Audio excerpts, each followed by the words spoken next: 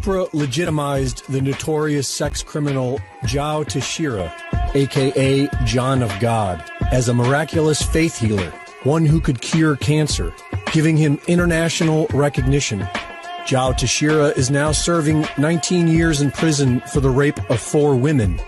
He is facing additional cases related to several sex crimes, including keeping teenage women as sex slaves in underground mines, forcing them to have his children, and selling their babies internationally for tens of thousands of dollars before murdering the women after about 10 years of childbirth.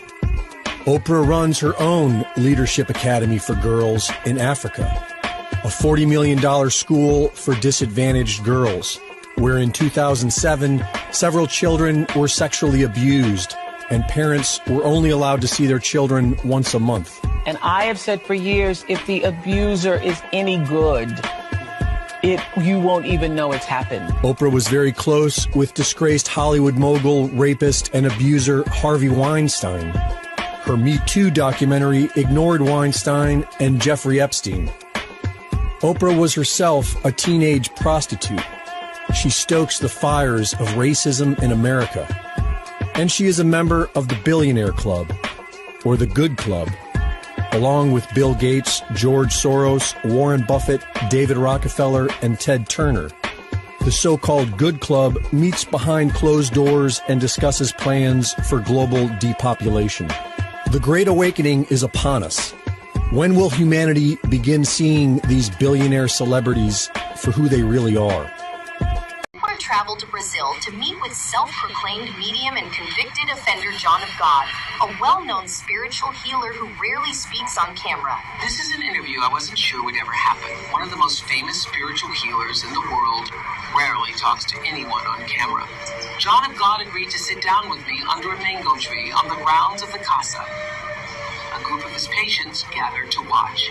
John operated a spiritual center in Brazil, where he conducted healing ceremonies for individuals in desperate situations. However, it was later revealed that his actions were far more sinister.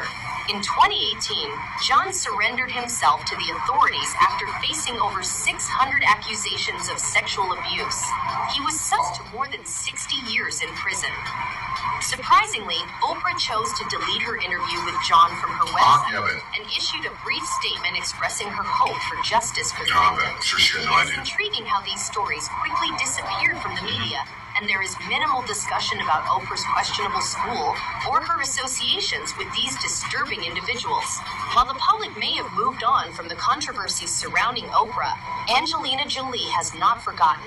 According to a source close to her, Angelina still holds a strong dislike for Oprah and believes that the true nature of Oprah's character has yet to be exposed. Angelina is aware of Oprah's long-standing friendship with Harvey Weinstein, whom she had previously spoken out against, sharing her own negative experience with him and vowing to never work with him again. Reports suggest that Angelina's concerns are not related to tabloid drama. Instead, her main issue with Oprah supposedly stems from the disturbing scandals that occurred at Oprah's girls' school in Africa back in 2007. A female staff member was arrested for inappropriate behavior, as multiple students reported her for assault and solicitation of indecent acts. We arrested, she was arrested yesterday for several charges, including assault, indecent assault, as well as soliciting girls under the age to commit indecent assault. And she's now at the Vereeniging Police Service. Following the arrest and covering herself, Oprah gave this statement. It was my intention, by putting somebody in charge who was African and was female, I believed that she would care as much for these girls as I do myself. I'm sorry I was let down. Following the incident, Oprah went to meet with school officials and parents. However, during a press conference, she seemed to downplay the situation, implying that something inappropriate had occurred without explicitly mentioning it. She revealed revealed that after speaking with the girls, more victims came forward who had previously been scared of other staff members. As a result, all remaining dorm matrons were removed, and teachers took turns overseeing the dorms. There were no security cameras in the school. The parents complained that they were only allowed to visit their children at school once a month, leaving them feeling restricted and frustrated. Another report revealed that the allegations of sexual abuse only came to light when a girl ran away from the school and informed her parents about the unbearable situation. The situation took a darker turn when a deceased baby was found in a student's backpack in February 2011. However, Oprah's spokesperson declined to comment